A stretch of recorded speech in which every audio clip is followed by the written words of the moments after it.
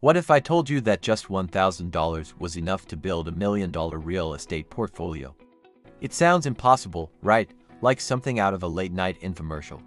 But what if the entire system you thought you knew about real estate was built on a lie? Most people never even consider starting in real estate.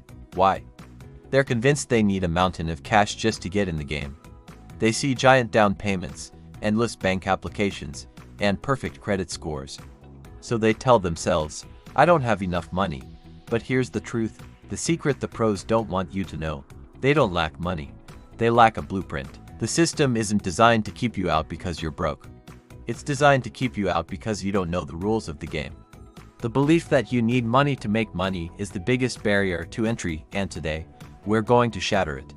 So, how did one person turn a single $1,000 bill into a seven-figure portfolio?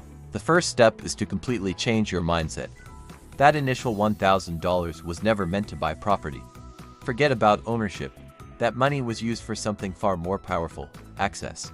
It paid for small, targeted marketing campaigns to find motivated sellers. It covered the cost of drawing up simple, low-risk contracts.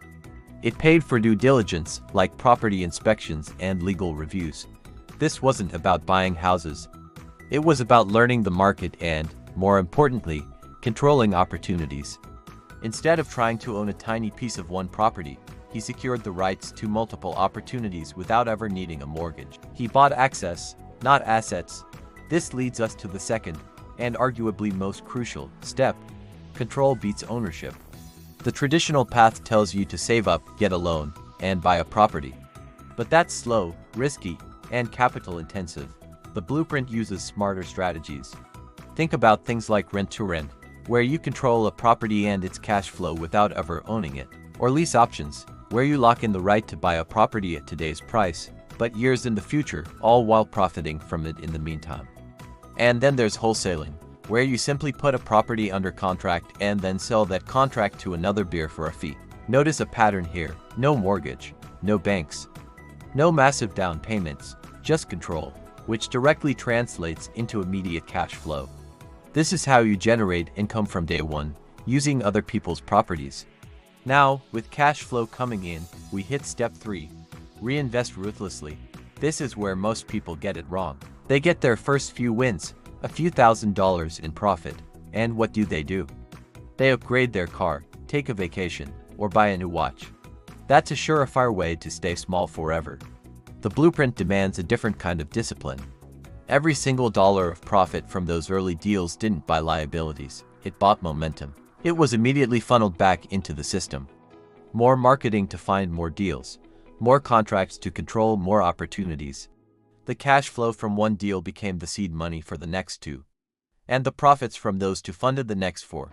It's a compounding effect. The portfolio didn't grow linearly.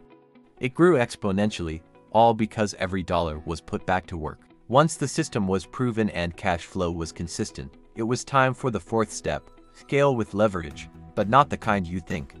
This isn't about going to the bank.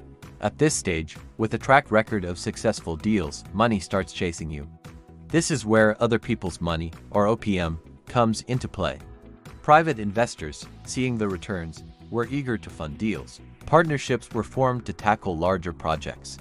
Even sellers, seeing a reliable operator, were willing to offer seller financing. The blueprint, once just a concept, had become a deal-generating machine. It could now scale much faster than personal savings ever could, acquiring more and better properties and accelerating the growth of the entire portfolio. The initial $1,000 was just the spark that lit the fuse. And then, it happened. Not overnight, and not by luck. But step by step, deal by deal, the portfolio's net worth ticked past the $1 million mark. This wasn't a lottery win. It was the predictable outcome of a well-executed plan. It was the same person, operating in the same market as everyone else. The only thing that was different was the blueprint they followed. They didn't have more money, more luck, or more connections to start with. They just had a better strategy. If you take one thing away from this, let it be this: real estate isn't about money. It's about strategy. It's about structure. And most importantly, it's about execution. Your starting capital is far less important than the blueprint you follow. A brilliant strategy with $1,000 will always outperform a bad strategy with $100,000. The blueprint matters more than the bank account. This is what we do at Property Blueprint. We focus on real strategies, not the noise and hype you see everywhere else. Our goal is to show you how to build smarter, not just harder. If you're tired of the old advice that leads nowhere, subscribe to the channel for actionable steps you can actually use. And always remember, true wealth is never an accident. It's built step by step, one smart move at a time. Thanks for watching.